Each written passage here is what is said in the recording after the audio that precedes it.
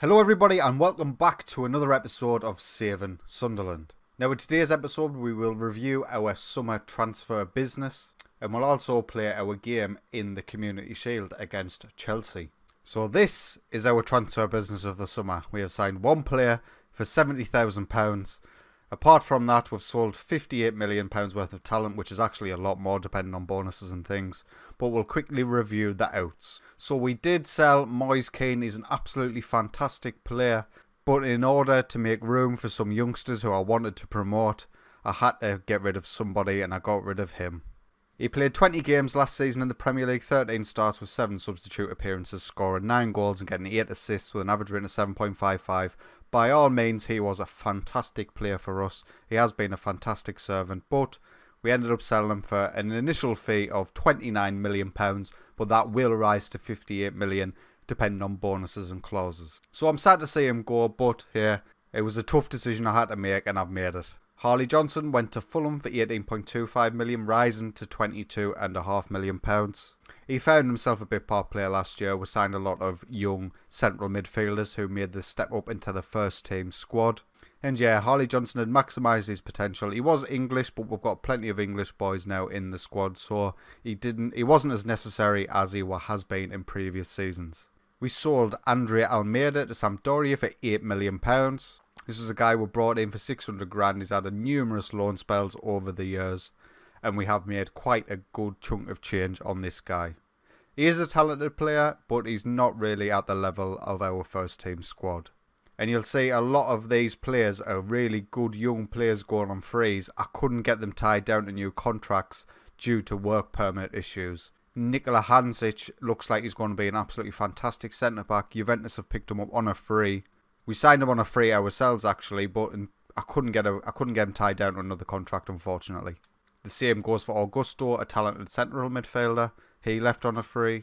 Adonias, a Brazilian goalkeeper who would sign, went to Leverkusen for 1.2 million compensation, I believe. We signed him for 1.3. We got 1.7 for him, so I'm not too fussed. But yeah, a lot of these guys who you see leaving on frees to the likes of Juventus. Alexei Yakovlev was a talented left midfielder. He could have possibly been one who were promoted this season, but unfortunately, again, contract situations demanded that he left. So apart from all them, there's a lot of loans and things like that. Our youngsters from the under-23 squad going out to get first team action. And this has been our loan signing so far of this transfer window. We're signing for £70,000 from Sparta Prague in the Czech Republic. And as you can see, he's just an absolutely fantastic central midfielder. I didn't really need him. He wasn't necessary, but for £70,000 I thought, why the hell not?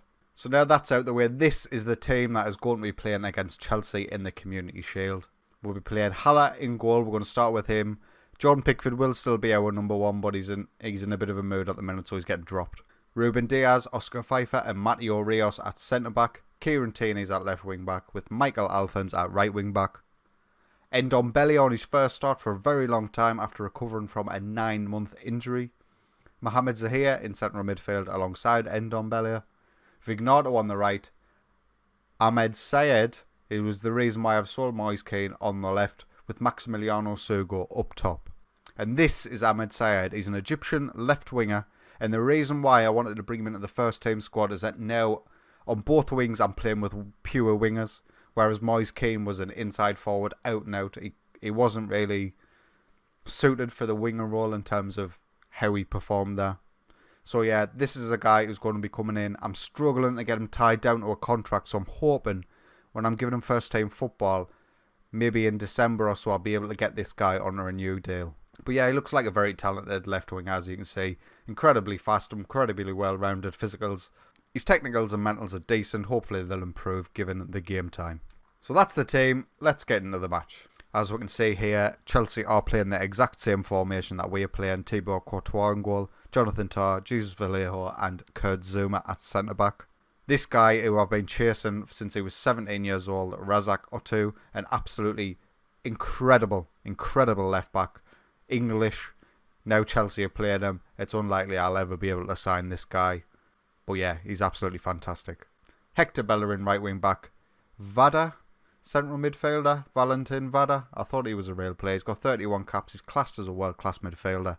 I don't see it myself. I think our central midfielders are better. Pellegrini, Hudson-Odoi, Burgos and Martinez up top for them. Hudson-Odoi, he was available in the summer for 7.75 million. If I had sold the likes of Reece Nelson, this might have been a kind of guy I went in for, but I don't really want him. So we kick off against Chelsea in the Community Shield. We are shooting from left to right. Let's try and win the Friendly Cup. Highlight, 8 minutes in, we've got the ball on this left-hand side. Saeed's got it, but he gives it away to Hudson-Odoi. He manages to switch the play to Burgos on this left-hand side. Chelsea's got the ball into the box. Rios clears, but it's only as far as Martinez. And it gets out. It's down to Hector Bellerin in the centre. But Zahir cuts it out. Sugo now can return and run at their defence. Saeed back to Zahir, who plays through Sugo. He's got options in the box now, but Vallejo makes a brilliant challenge. Martinez now, he's dashed past one of our defenders. He gets the ball into the box. Ruben Diaz clears. And Ndombele. This highlight. Somebody make an opportunity out of this. Saeed to Maximiliano Sugo. Plays through Zahir. He's in the box now. Can he finish? He can. Sunderland 1, Chelsea 0. Mohamed Zahir with the goal. As we can see here, the highlight was backwards and forwards, going from their box to our box very quickly. But Sugo finds the Zahir run. He gets inside the box. He's obviously in for the injured Phil Foden at the present, but he is a guy that's improving a lot, and I would like to get game time this season. Another highlight now. Chelsea have it with Burgos. He's beat his defender, but Hala with an absolutely fantastic save. Another highlight now. Vignato's picked out a loose pass from Pellegrini, but he just scuffs it. Corner now. Vignato to take. Who's there? Sugo's on the edge of the box. Can he take a strike to Saeed? Saeed with a debut goal. Come on. Vignato with the corner here. It's headed clear by the Chelsea defence. Only as far as Sugo. It deflects into Saeed's path. And he manages to finish it off, making it 2-0 Sunderland. Kieran Tierney now on this left-hand side plays down Sugo. Pellegrini can clear only as far as Zahir. And Ndombele Vignato's in the box, and he should be doing a lot better with that. And that's going to be that for the first half. Half-time, Sunderland 2, Chelsea 0. We're performing really well.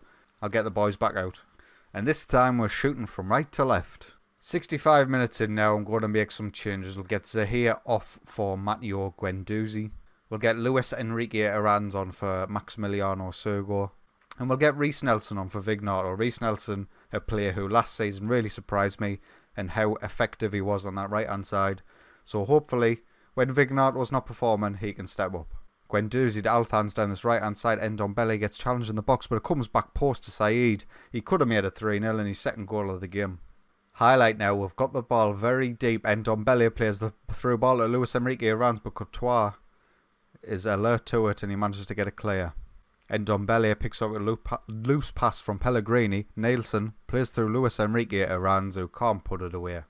Kieran Tierney's picked up a knock, but unfortunately we haven't got the subs to take him off, so we're just going to have to shift our defenders over a little bit and then hope we can see this game out. Oh, apparently we do have a substitution to make. Well, apparently do you get unlimited subs in the Community Shield? I have no idea. So we've made some changes. We're going to get Ndombele on the left wing back role, and we've brought on Charalabidis in central midfield. Another injury to Althans. This is not the game I was hoping for. Apparently you can just make as many substitutions as you want. That's brilliant. We're going to get Nievas now as our right wing back. We've got two completely unfamiliar wing backs playing. 30 seconds to go. This looks like it will be the final highlight. And Reece Nelson's got the ball on the right-hand side. Can he get past his man? He can he get the ball in the box, but it's cleared by Jonathan Tah. And that's probably going to be all she wrote. And that's it. Full time. 2-0 Sunderland. We win the Community Shield / Charity Shield / whatever it is these days. And yeah, pleased to get our first trophy of the season. So as you can see from our transfers, there is still £246 million to spend.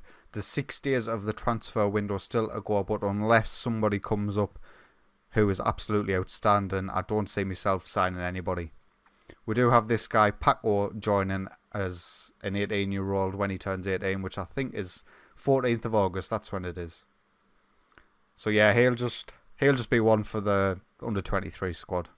Someone else who I wanted to mention, Jel Risson. He made his return to the squad last season on the second half of the season, but I've decided to take him out on loan again. He's gone to Leverkusen. Hopefully he'll get good quality game time and he'll come back to us next season. Next season will be this guy's season. Right, the Champions League group draw hasn't been done yet, but we will return on the 18th of September for our opening game of the Champions League.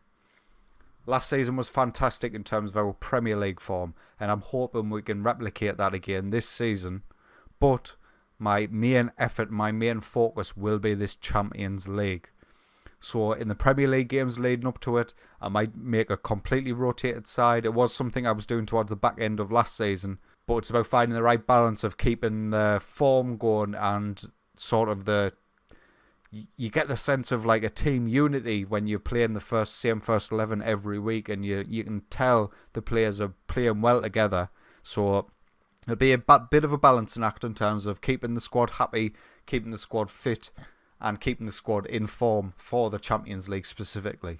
So yeah, not a lot of transfers done this summer, which is something that hurts me quite a bit as a Football Manager player. I just love making transfers, but there wasn't the players out there to sign at the minute. And I'm particularly taking a keen eye on English players because there's a lack of English players in our squad. We've got about 3 or 4 first teamers now who are English players, so hopefully we can grow that in the coming seasons. If you have enjoyed today's video, please consider leaving a like, and if you're enjoying my content, why not get yourself subscribed? But until next time, take it easy.